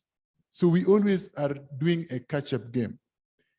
And I think we have to, therefore, all interventions that we engage in, whether we are talking with institutions of governance, institutions involved in elections, civil society organizations in election monitoring, the tech organizations in terms of trying to do fact checks. How do we then get to be proactive with information? How do we require of these institutions charged with the duty to provide information to citizens to actually do so? Because it is at that point then that we are actually going to be having a solution that perhaps is grounded. But let me say this. I was just going to ask, okay, being proactive. You have information, I have information. All of us have different kinds of information, but I will not be heard when I'm alone. Do you think it's the possibility of us working together to be able to amplify what all of us are doing? Because you're all trying to put out information, good information, put out the facts. Africa Check is doing, journalists, civil society, everybody is trying to do this in their own different corners. And taking the argument of being proactive is much better, because then you give people more information against which they can gauge the misinformation they are getting, or the disinformation they can weigh. Is there a way maybe, or is it a possibility that we can actually then have a kind of collaborative working initiative? Because I agree with you, I think it's better to inoculate than to wait for me to cure somebody. Inoculate me against misinformation, at least I know I'm covered. So using your, being proactive, because I think the whole verificado scenario was a post after the fact. It could have been seen to be reactive. Although I think for me, it is, for us, it would be an kind of proactive situation. So maybe you can speak to that and then let us know how would that look like? If you were to paint a picture, how would it look like? What animal? No, certainly. And I think, let me just clarify that I think what Verificado did is amazing. And I think it's an effort that people who are in the sector need to actually study very carefully and domesticate if possible. Where I was coming, Catherine, is that the issue of coordination is paramount. Whether you're talking about electoral institutions, security institution, the civil society, the tech, what I would call for me the damn tech, tech firms that are actually doing democracy-related aspects of work and governance in our country. These are key aspects of advancing an electoral environment that provides, the outcome mirrors the will of citizens. So the coordination aspects will look like that. And Catherine and I touched on it slightly when we started. I look at an aspect where we will actually have what I would call the democracy for governance sort of coalition, where you have the tech firms, where you have the civil society organizations, you have the election monitoring body, you have the register of political parties, and equally bring in politicians, because we know those who propagate around election time, those who are going to propagate disinformation, we know they are going to be the politicians, and they are the key masters, and the political parties, they are the masters. Then they recruit, and then everything happens there, and then the citizens. And it is, remember when I started, it is very deliberate. It is very strategic. It is deployed to achieve an end. And when it works for them, they have actually realized the end they wanted. And as here we are saying, the outcome does not mirror what we hoped with facts should have been. So I think we are dealing, in my opinion, with an epistemic evolving issue. It's very social, dynamic, that one, we can't fix it. We have to continually study as it evolves, redesign interventions, and become smarter as they continue deploying. And let me just say this very recently. If you look at how we have also tried to do fact-checking for general citizens, the ordinary person, what they see things in social media. In fact, the consumption of the traditional media is really interesting. People find things in social media, then they go to confirm with the traditional media whether it is true. That's what I see in the general citizen today. Now, what is interesting is that those who are purveyors, those who are actually deploying this information, they have become so smart. And I want just to give a case in point, very recently, perhaps not very recent aside, but we had a case where, somebody came up with information letters that there was a group that was sitting in a hotel somewhere and they were crafting to finish the deputy president. All of you know this, right? This thing was reported in the mainstream media. We are now learning out of serious people engaged in tech mining, that these were fake. Now look at that. Look at that. And so we are evolving. We have to be more creative. We have to preempt, what could be. And then instead of waiting to be reactive, then perhaps try to be proactive in instances. But I also agree that we can also not stop at saying that we must only be proactive. The reaction aspect is also helpful because then it helps also to decloud the information environment for citizens to make an informed decision in those electoral choices that they make. Okay, thank you. We're coming close to we need to get your final thoughts and then we can go into Q&A. I know we may have a few questions. Sorry, we may have a few questions coming through. Reactive or proactive? The truth or the fact? What comes first? Because I think that the whole thing when it comes to dealing with misinformation, it's already out there. It becomes a bit of a problem trying to deal with the truth, giving people the truth after they become sick. Giving the vaccine of truth, it's too late when you're already sick.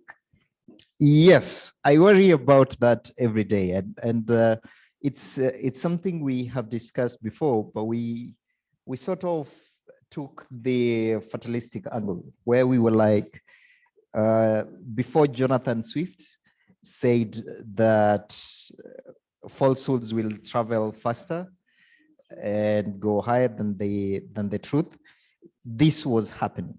Now, what we think is that we try both sides of the coin. So there is the people who are putting out, and as Dennis has said, the people who are putting out false information, they know they'll be found out.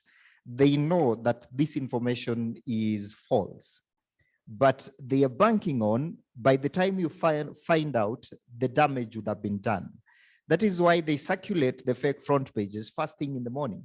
By the time the editors and the social media fellows at the media houses get into the office at around 8, 9, the falsehood has made rounds on the social media. But there is a different way in which we're trying to appeal. Now, when we look at the proactive side, so we realized that, and this is thanks to the false information that has been going around COVID-19, the COVID-19 misinformation. It was quite a lot. And now, how do you fight that? These are things where they have serious harm on people. And so there was some kind of innovative thing that the good people at Africa Check did. They decided we're going to recruit people we are calling fact ambassadors. And these ones would work within their family groups, their school groups, their professional groups. And whenever we do a fact check or whenever they see something that is potentially misleading, they send it to us because we are not in those spaces.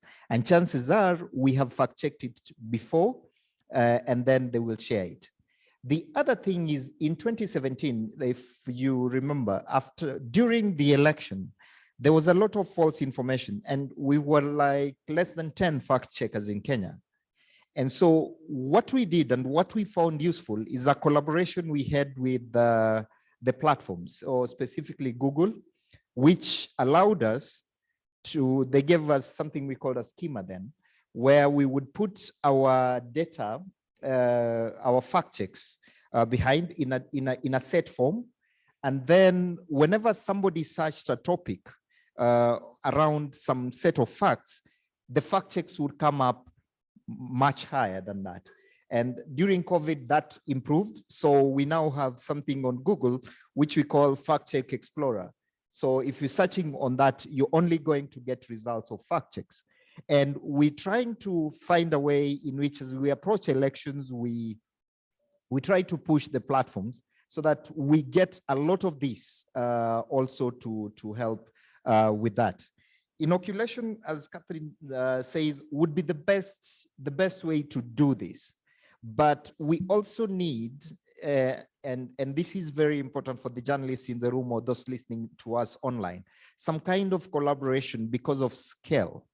The mainstream media houses, how do we call them? The content creators, some of them have reach.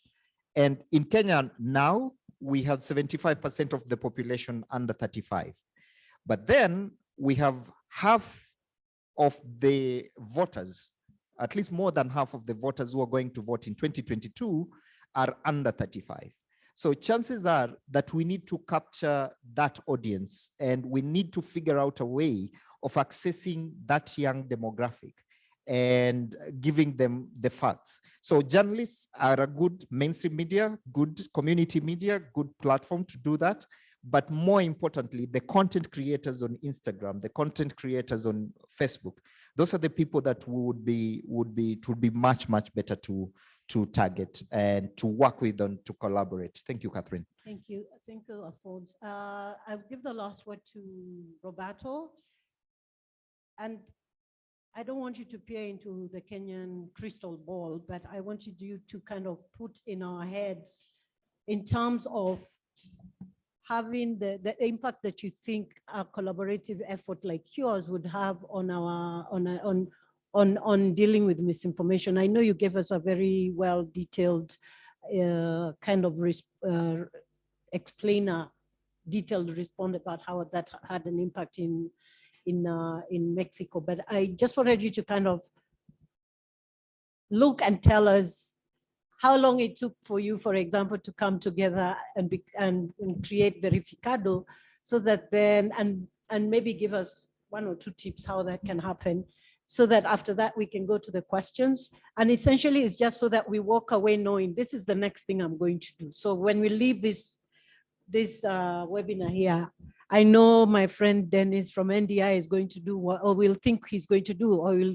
imagine he's going to do one thing. I, as a journalist, will do another, and my colleague here, Alphonse, as the fact checker, will do something. What are the 1, 2 things you can tell us that we can go ahead and try and think about or do, so that we can essentially build together this collaboration, which I think everybody seems to be in agreement, whether we are being proactive or whether we are being reactive, we need to come together. That's the message which is coming through. Maybe 1 or 2 tips, Roberto, and then we can go to the questions. Yeah. Yes, thank you, Catherine. I think it's important to produce proactive and reactive information. Combat this misinformation with information, as we said in the Mexican model. Initiatives such as Verificado are essential to disseminate information, but it needs information. And when it comes to elections, electoral bodies are the main source of this information. Fake news becomes viral through misinformation cascades, but information cascades can also be created. Although it is, you know, Catherine, this is not easy phenomena to study. Depends on the context of each society and time, and I think there is no like a cooking recipe, but I think the Mexican model to combat disinformation with information can be adapted to Kenya's environment. Combating disinformation is a key element for our democracy to prevail, and I think two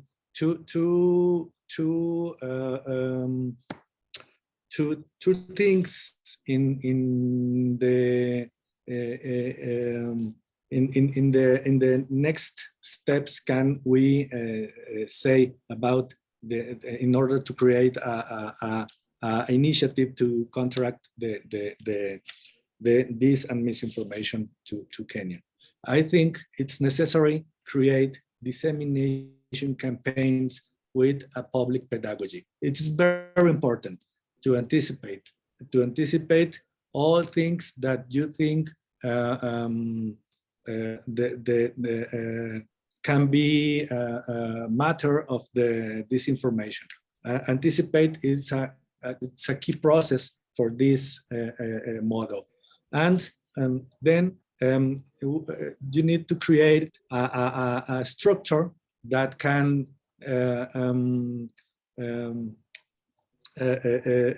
develop these 5 steps that I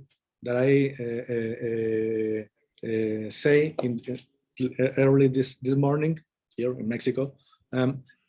Listening, the first, data analysis, verification, gathering evidence, dissemination to the media. These have not necessary, can be like a Mexican model. It can be adapted. For example, we have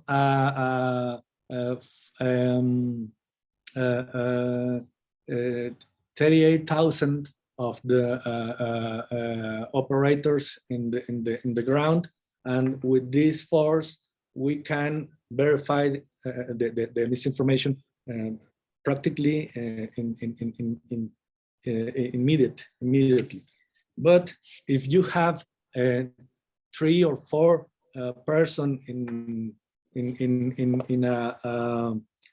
a space, in a circumscription, maybe you can create a model adapted to respond to the disinformation in that place. I don't know. I think the most relevant is dissemination campaigns to prevent. But as Dennis says, it's important to have a quick response structure to counteract misinformation. Thank you very much, Roberto. And I just want to say thank you very much to the panelists we had. I wish we had a bit more time and we could engage much more. I want to say thank you to Lisa, and I want to appeal to all of you to try and look at some of those tools that they have on their website, as well as the data, because I think there's a lot we can learn from what the research that you guys are doing. And I also want us to kind of look at what Verificado has been able to do and see whether we can make sense for us. What I'm taking away from this conversation is that at the end of the day, we all need to work together. It doesn't matter what you're doing in terms of where we're working, whether you're coming from civil society, whether we are media, whether we are, as long as we're interested in ensuring that our democracy is safe, as long as we're interested in making sure that our audiences, whether they're the people, the community groups you're working with, the information that is being shared by Kenyans, with Kenyans, among Kenyans is objective and factual. I think there is obviously room for all of us to sit at the same table and figure out how we can leverage our different expertise and strengths so that that continues and that we bring that strength to bear on our elections next year.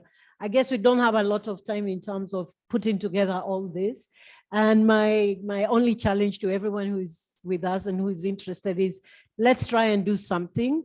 Let's fail at it, but let's learn from it. And we don't need to reinvent the wheel. It's already been invented by Verificado or some other intervention that suits us.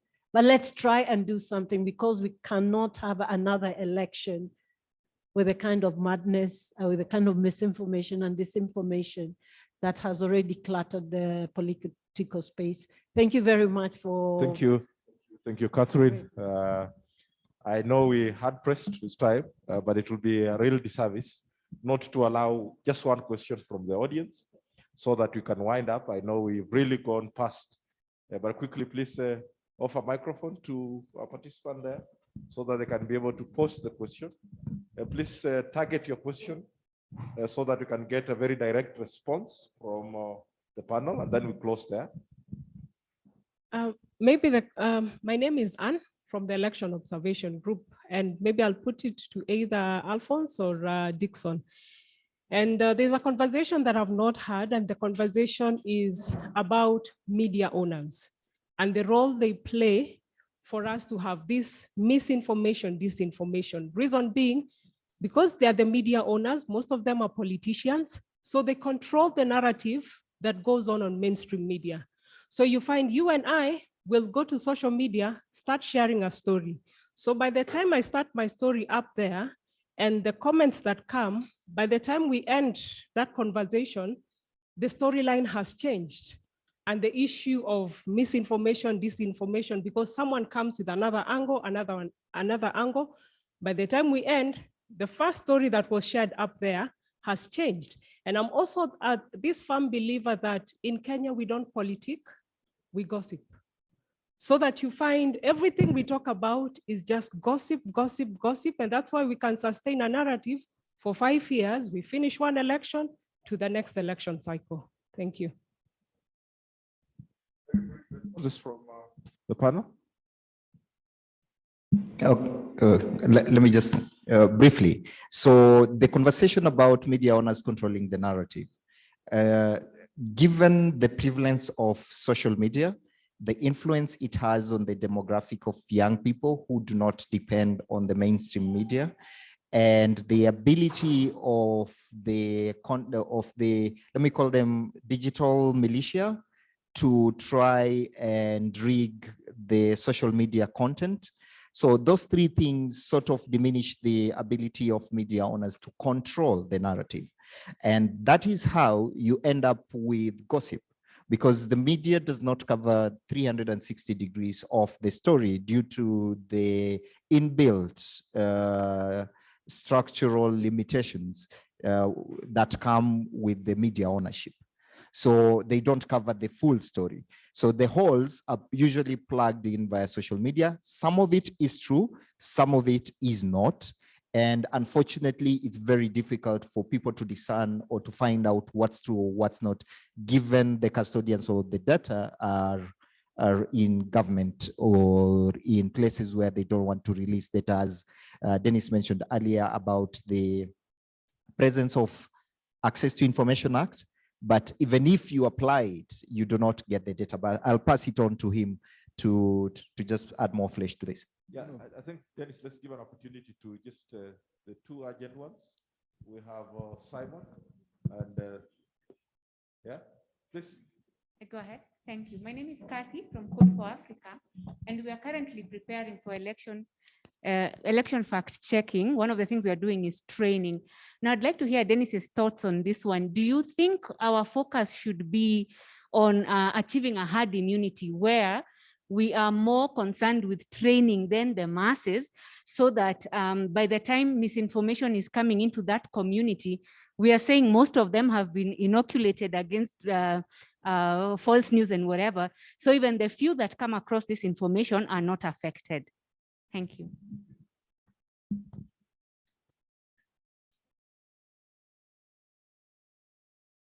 Yeah, and then the panelists can have one check as we close. Okay, my name is Simon. So mine goes to Alphonse, because now the emergence of social media, yes, and social media sometimes is easy because you can do even sentiment analysis on Twitter and get what people are talking about. But now my question is, are we able to do anything on WhatsApp? Because that is where now most of the things are happening. Something is snapped, like yesterday, the photo of the snake, the purported photo of a snake on the Raila Odinga road, something like that. You see, it moves through WhatsApp very fast. So what can we do about that? Okay, so allow me, I'll pick up the question from where she left. I'm sorry, I didn't get the name very well, but Anne, thank you. So, and what I wanted to say in my take in terms of trying to respond, there are a number of areas that as a society we have to deal with. If you look at ownership of media houses, they are not immune to regulations that have been put that needs to be followed. So I think there is the element of enforcement, which I think was really discussed prior here. There is an element that laws and regulations need to be enforced. And that then comes to Communication Authority of Kenya. We have the Computer Misuse and Cybercrime Act, so that, you know, if it is used on a level playing ground. It does not matter your social status or whether you own or you don't. I think for me, that's where I come in. When I come to Kathy's question, and Kathy, thank you. I think you people are doing amazing work, you know, in terms of people, you know, building this capacity.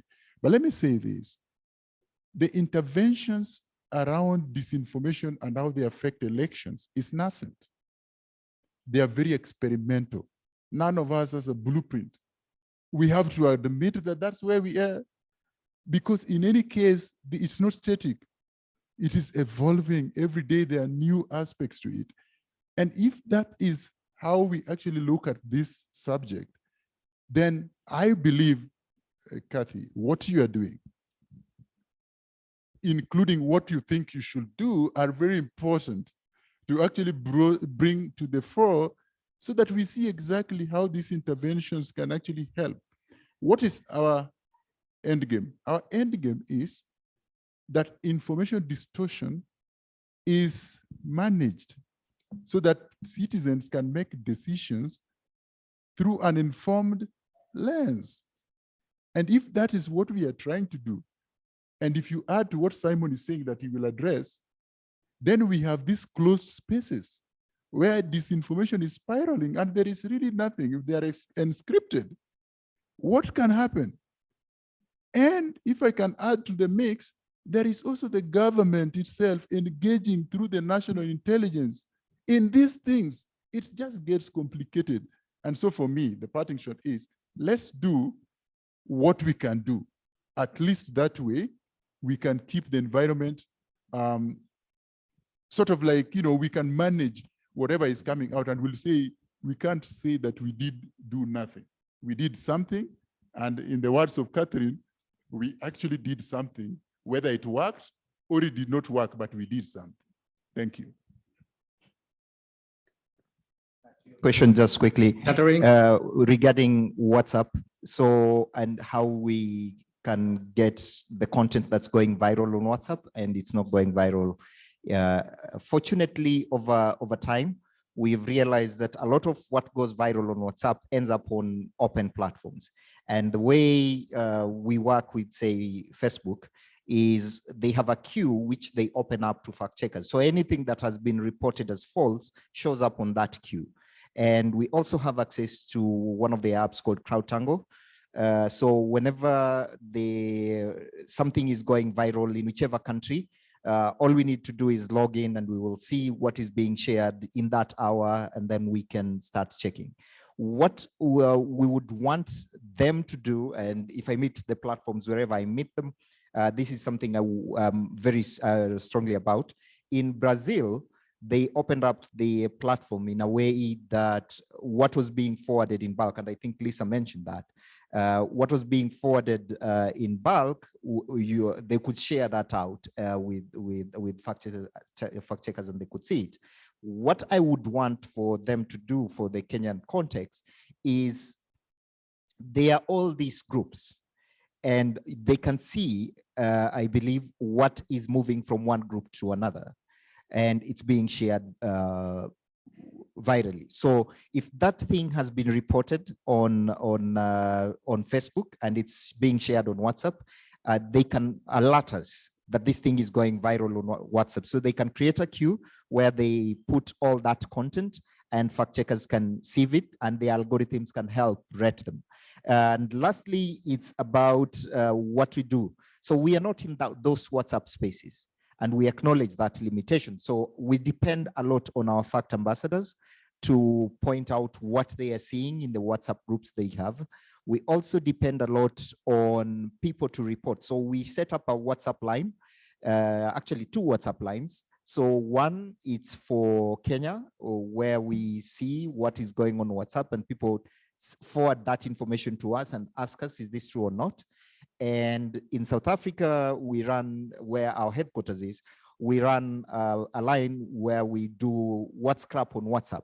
So anything that is doing round on WhatsApp is forwarded on that line, and we check those that are likely to cause real harm in the real world. So it's we're still piloting. We don't have the answers, but we're trying to interest the platforms to make sure that they help us, even if they anonymize the data. Thank you. Okay. Thank you very much for an interesting session. Catherine, And can I say something about your WhatsApp? contributions? Catherine? And I look forward to tomorrow's session, where I hope we can expound on these issues further. Thank you very much for having us, Kofi Annan Foundation and the CMD. Thank you. Thank you much, Catherine, and your panel, Alphonse, Dennis from NDI, and those joining us virtually. We really appreciate Lisa and Roberto for the wonderful conversation. This is day one. We are done. We have some coffee tis right after this. Please continue conversing. You know, Nairobi traffic is quite tight now, so you better stay around to continue networking and having a dialogue. Then we meet again tomorrow early morning so that you can continue the conversation again with two very interesting topics, including imagining a code of conduct for the digital space. And this will be with very good panels. So thank you very much for being with us today. Alphonse, I think we're still together, and Catherine as well. And I want to really thank the panelists and the moderators today that were with us either virtually or joining us in person, and the audience that has voluntarily as well joined us today. Please, let's look forward to another conversation tomorrow. One thing about dialogue is that it is a continuous exercise. So let us please have a longer shelf life so that you can be able to converse around these issues. Thank you very much, and do you please have a traffic-full way home. Thank you very much.